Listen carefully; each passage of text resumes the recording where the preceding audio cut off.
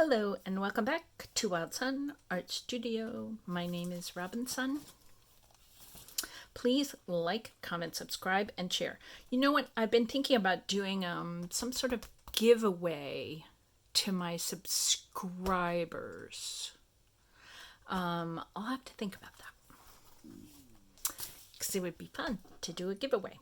Okay, so this is part 3 of taking all kinds of safety envelopes. And I should take you back to the original just to make sure we're all on the same page. So sometimes envelopes that you get in the mail have really cool windows in them, and they have really pretty paper. And I have made it my own personal job to play with all of these papers. This one's kind of fun. Do you see how this is like a black hashtag and this is a gray hashtag? That's going to come up in a minute. And this is kind of a wood grain pattern. And I don't really know what that is, but isn't that neat? I think this comes from a bank or something. And here's just like a woven look. I think that must be the other half. Here's some stripes, which probably in the camera, I don't know, it's making my eyes go wonky. And here's a blue woven, or that black hashtag. And this C, I'm not sure, but I think it's from Chase Bank. I don't know. I don't know, but it's kind of cute. Or it could be U, because this is the top of the envelope, so these are all little U's. U. And me, too. Okay, so the third idea I had, the first idea was just making the envelopes, and cutting them in half, turning them inside out so we get all the prettiness, and gluing them together. And then the next idea I had was, let me show you. This is the one, is that true? No, it's the last one, and I don't want to show it to you yet.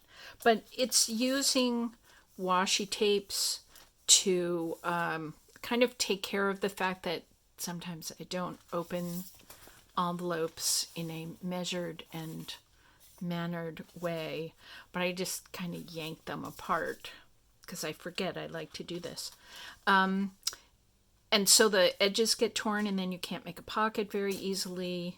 So I use a little washi tape to help things along. And then I thought, in number 3, come on, get along with it. Excuse me. I thought it'd be really fun to take some of these different patterns and do here's just a flower first.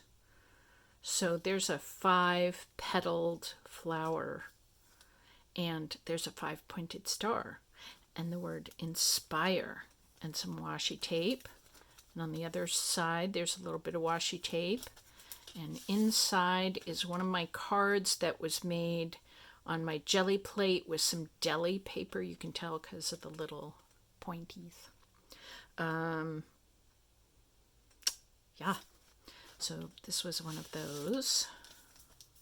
And this is actually kind of a grayish envelope.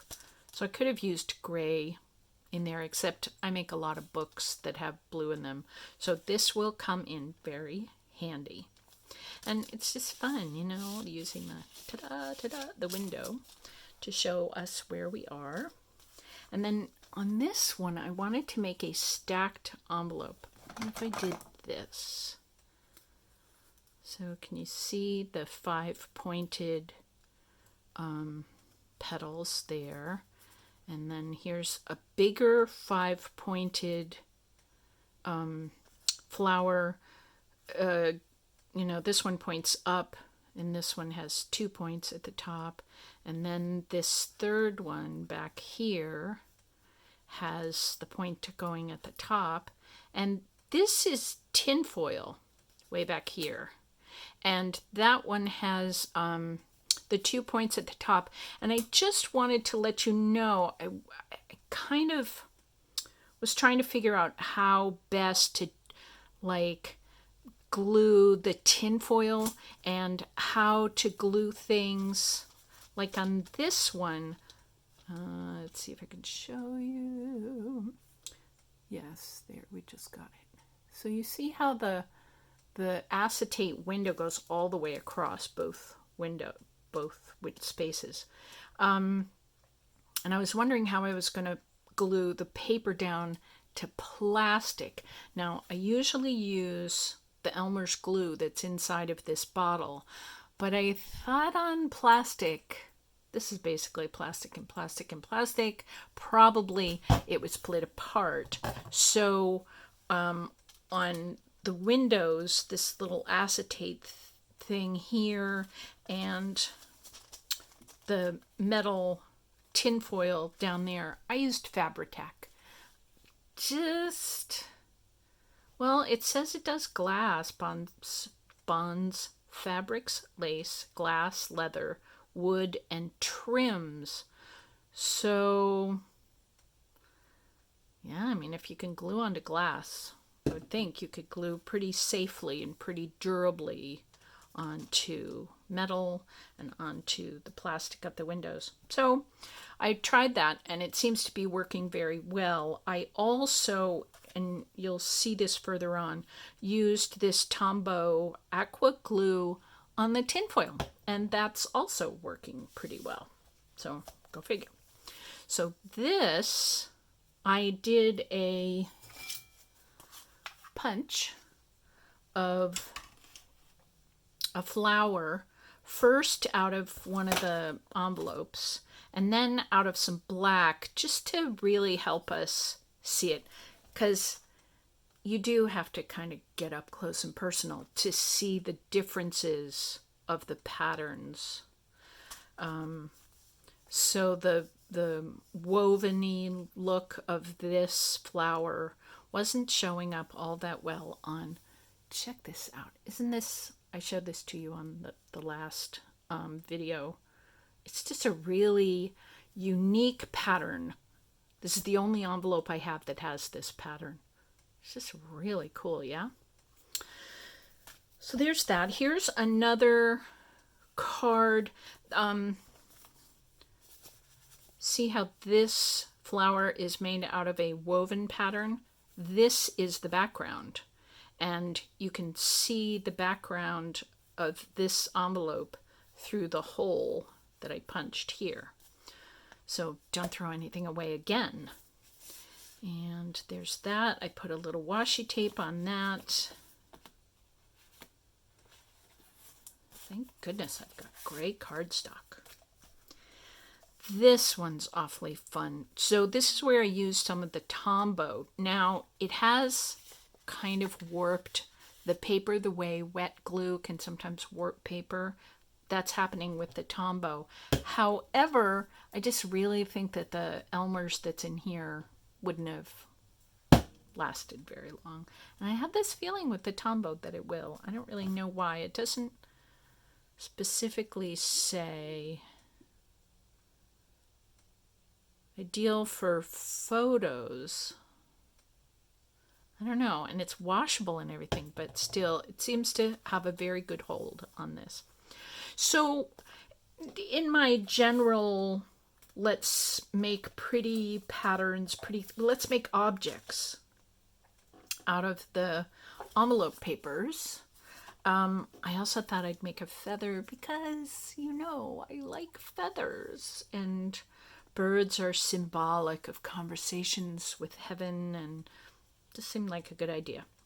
I saw this design on the cheekbone right under the eyes of an ancient goddess. I was looking at a Maria Gimbutas video on YouTube, and one of her goddesses had one of these images, and I gave it 8 dots for the 8 the quarter days of the year and the cross quarter days. The quarter days are let's do this right. Oh, right. The 2 solstices and the 2 equinoxes. And then the cross quarter days are the days that are in between them. So the 2nd of February, Imbolc, which a lot of Christians know it as Candlemas. And it's exactly 40 days after the birth of Jesus. And I don't mean disrespect. I just mean it happened a long time ago and we didn't have videos back then. So, whenever it was that he was born. The 25th of December is exactly 40 days away from the 2nd of February.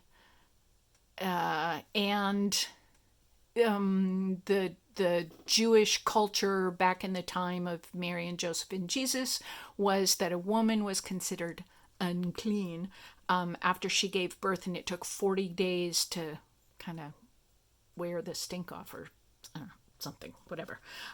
It's a thing. So that's one of the cross quarter days, Imbolc, and then May Day, and then I don't know how you say it. Lugasna. It's the 2nd of August. It's the first harvest, and then there's the September equinox, and then the All Hallows. The beginning, actually, this should be All Hallows. It's the beginning of the year. Or this should be All Hallows. I don't know. However you do that. So, yes, feather, conversation with the sky gods, goddesses, heaven in general, angels, archangels, whoever is chatting us up. So this is my acknowledgement that chit-chatting with spirit beings is kind of fun. Now we're having trouble getting this out. So then, of course, I thought I needed to start cutting apart these envelopes and taking the paper and folding it up and making paper cuts. So just like on, where is it? On this flower, where it's a little bit difficult to tell which safety paper apart from the next safety paper. When I put, this is a unique pattern. I don't have a lot of envelopes that have this pattern on it. But when I put this pattern onto various other envelopes, it was hard to see. So I thought I'd just put it on my printed jelly paper. Jelly printed deli paper. And I like how that comes through both of these windows. Again, I put the thumb hole over here because this window was pretty tall. And just like in this one where I used washi tapes to kind of cover over some of the ripped places and make more secure the edges, I used some metal tape right here, brought it onto the back, did some pointies just because that was fun. I might choose to do something there. I'd sort of forgotten that one. So there's that, and there are more paper cuts. Now here's washi tape on this envelope. This is a really pretty pattern, don't you think? And then in here on a blue card to go with this blue envelope paper, I did another paper cut.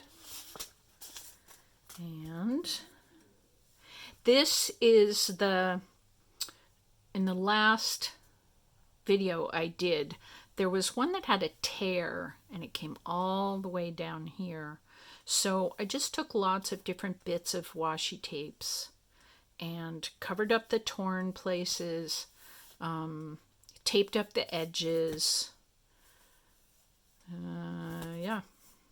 and fixed up these papers so I could use them as this as an envelope. And then I did a paper cut for the tag for this pocket. And here we go. Project time.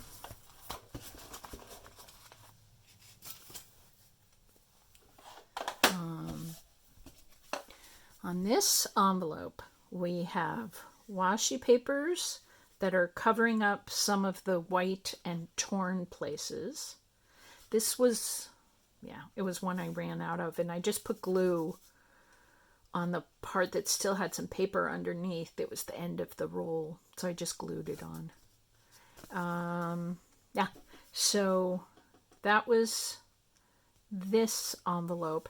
And I thought, ooh, what if I made these stacked label medallions?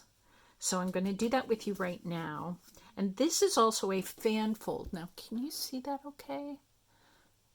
It's a little hard to discern this pattern from this pattern, but there we are.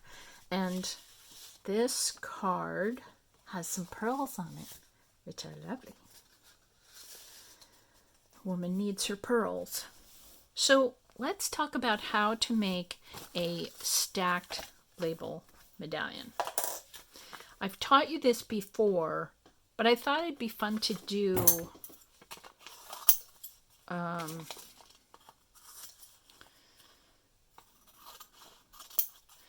in respect to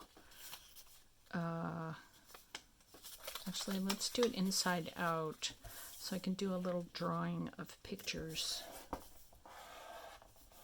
for you. So for a stacked medallion, you get some sort of a square or rectangle of paper, and you fold it in half, once in one direction and then once in another direction. So we've folded it in quarters, and we want to make sure these edges meet. And because we're not, especially because we're not using origami paper here, you definitely want a bone folder, or you can take, if you don't have one, you can take the plastic edge of scissor handles or the back of your nail or whatever. Okay, so then you'll notice here, this is what we're going to draw. This is the center fold right here. So it's as if this was here, right? So let's draw, let's cut. And I usually don't draw this out ahead of time. I force myself to be creative on the fly.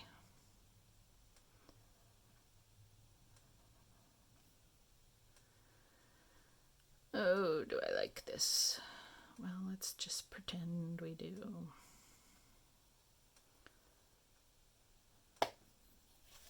I think what I'm going to do is cut that short. I don't really like that sort of pokey-uppy.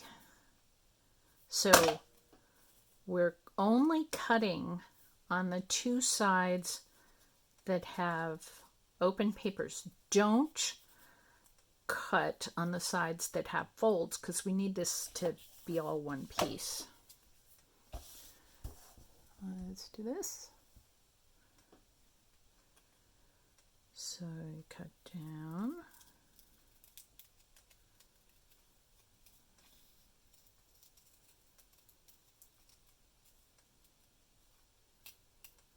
I'm not cutting exactly. I hope that's okay with you. And I'm just going to take a little off the top just to make sure all the papers are even. This is the envelope I'm going to use. Let's cut a thumb hole. So you and I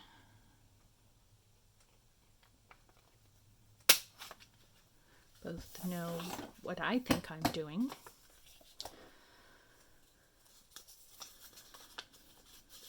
Huh. What do you think?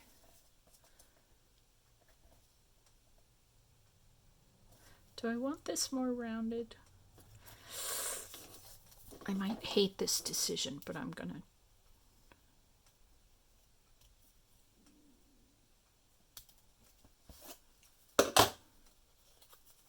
We don't know.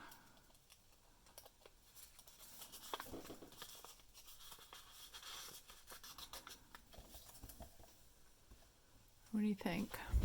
Okay. Let's imagine that we like that.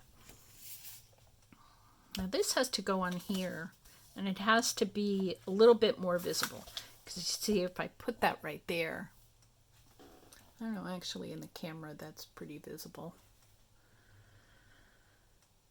But I don't think I want it to be quite that subtle. So I could put medium gray paper.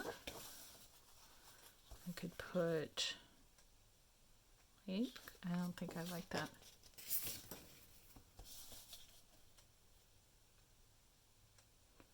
Let's try medium gray because I've already done black on that one. So what we do, and we just need, you know, white glue, Elmer's, whoever.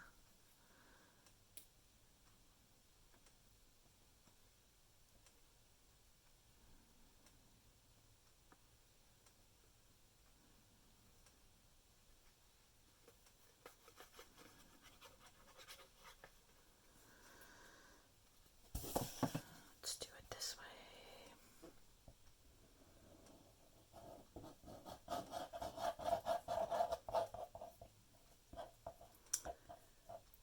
You know what I'm going to do, which I don't always do, but I could. I've built houses this way.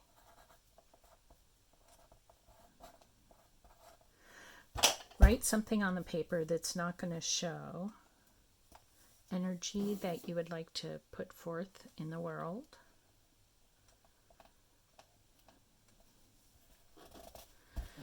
And we glue that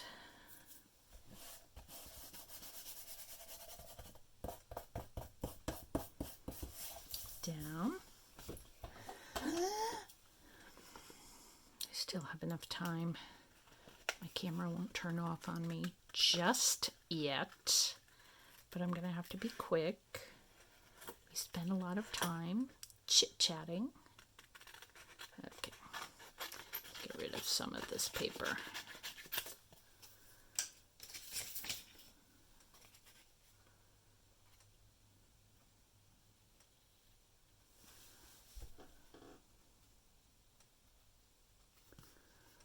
Sorry, I have to be quiet. I can't talk. I mean, I can, but sometimes I just really, you know, making my eyes do the work of generally even echo cut around. It's really good brain exercise. It makes our hands and our eyes work together. And of course, this is my thing. The left-hand side of our brains tell our right-hand side of our bodies what to do, and the right-hand side of our brains tells the left-hand side of our bodies what to do. And when we're cutting out like this, especially when we're sort of really fussy cutting here, if my brain left and right hemispheres weren't in sync, my scissors could be up here and the paper could be here, and I could be turning it just the right way, and I could be making all the cutting movements, but nothing's happening. So my brain has to say, no, you have to move closer. No, closer still. No, closer still. Oops, you bumped into it. Now you have to go around the edge. Yeah. So these things that we don't think consciously, actually, our brains have to figure this out in order to make the whole creating process work properly. And it is my theory, and I said I couldn't talk and cut at the same time. It is my theory that, sorry, that's a tricky one. As our left and right hemispheres of our brains are working hard to tell, you know, my two hands how to move together in beautiful harmony so that I get done what I want to get done here, it actually ends up stimulating the right-hand side of our brains and the left-hand side of our brains. And the way we think, the way we remember is different in the different hemispheres. You've all heard that thing about, people who are left brain and right brain. And the fact is, if you can walk, both sides of your brains are working just fine. We're all left-brained and we're all right-brained, and we couldn't not be. I mean, because then you can't move, because only one half of your body is working. Look, it's so pretty. All right, I have to get a move on here. But anyway, the more we stimulate our brains, even with what seems just really simple kindergarten. Of course, not a lot of kindergartners can do this, but cutting and pasting, which is kindergarten work. But even though it seems simple, it's actually pretty sophisticated work. And even if it's not sophisticated work, it's still stimulating our right and left brain hemispheres to fire in concert with each other and get whatever the job is done. So you could be cutting a circle or a square, or you could be fussy cutting the echo ripple of gray around an intricately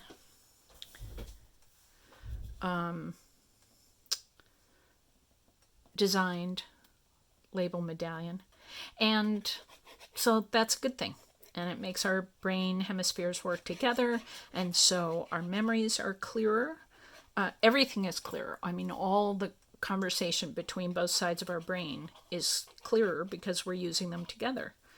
So our memories are clearer and our reasoning mind is clearer.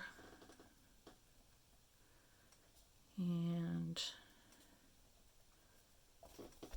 yeah, all our movement. This is so pretty. I'm so glad I used the gray. Holy smoky olies. I'm going to roll this. It's bending up a little bit. I'm going to roll this, you can't see, on the edge of the table. Just with my hand like that. I just kind of rolled over the edge of the table, and that is going to help it dry flat rather than let that curve keep going. Isn't that pretty? All right. This video is going to end in 2 seconds. So, yes, please have fun making gorgeous things for your art journals. And